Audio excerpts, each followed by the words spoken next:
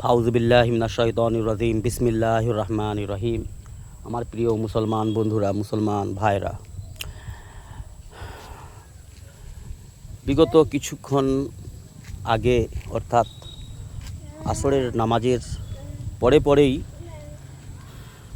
আমাদের পার্শ্ববর্তী গ্রাম থেকে অর্থাৎ আমার আশেপাশের এলাকাতেও বিভিন্ন জায়গাতে আমাদের দেশে আজকে 12ই রবিউল আউয়াল উপলক্ষে জুলুস এবং বিভিন্ন প্রকারের ইসলামিক ঝান্ডা নিয়ে যে সমস্ত আমার বন্ধুরা ভাইরা রাসূলুল্লাহর আগমনের খুশিতে, রাসূলুল্লাহ সাল্লাল্লাহু আলাইহি ওয়াসাল্লামের আগমনের উদ্দেশ্যে যে সমস্ত জুলুস প্রদর্শন করছেন, ভালো কথা। যদি আপনাদের তরিকাটা সঠিক মনে হয় করুন, কিন্তু বন্ধুরা,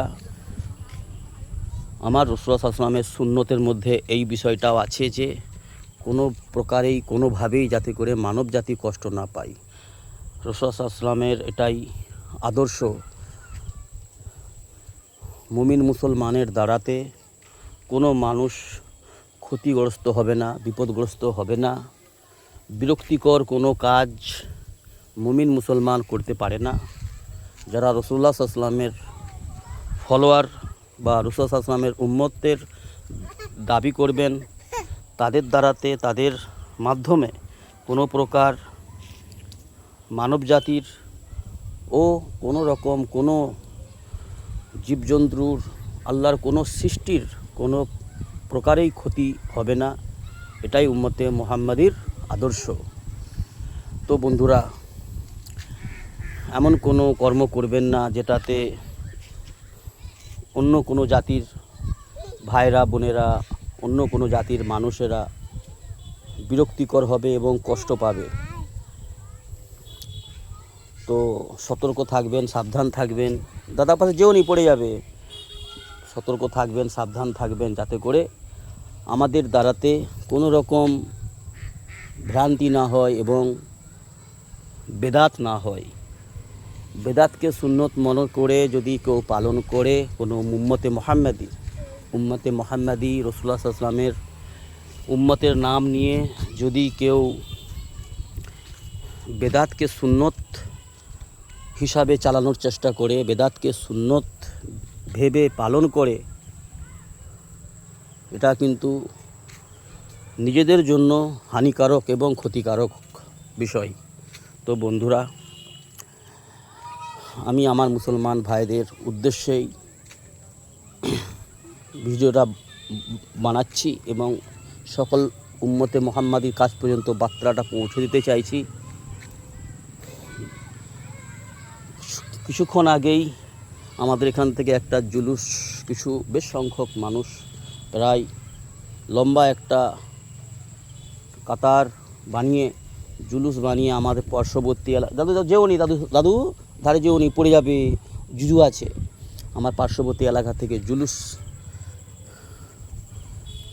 নিয়ে গেল কিছু মানুষ। তাদের মধ্যে অনেকেই বড় রয়েছে, যারা বিবাহিতা, যারা প্রাপ্তবয়স্ক, তাদের মধ্যেই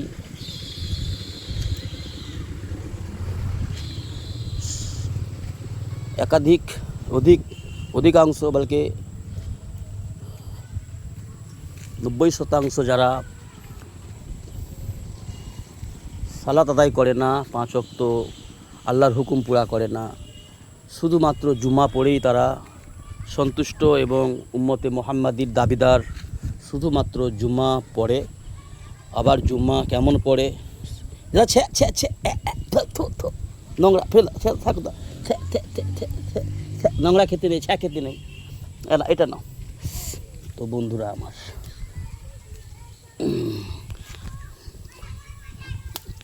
না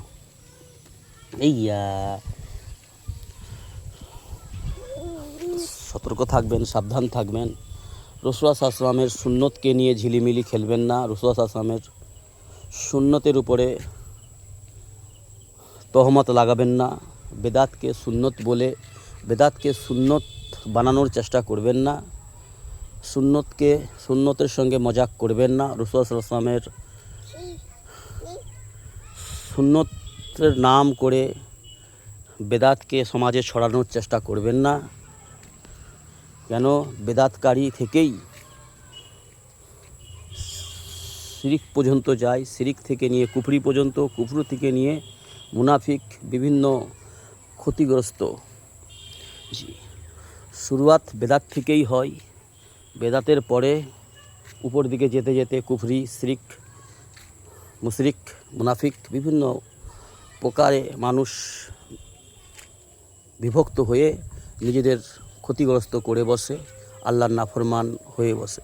তো সতর্ক থাকবেন বন্ধুরা।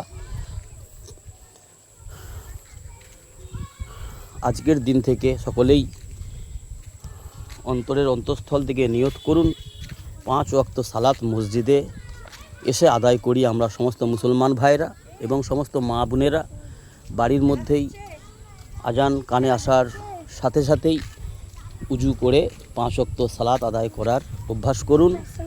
আজকের দিনটা অবশ্যই বড় খুশির দিন, বড়ই সুসংবাদের দিন অবশ্যই, কিন্তু এটার মানে এটা নয় বন্ধু যে আজকের বছরে একটা দিন আমরা আনন্দ উপভোগ করব, উল্লাস উপভোগ করব, তারপরে আমরা ফির সারা বছর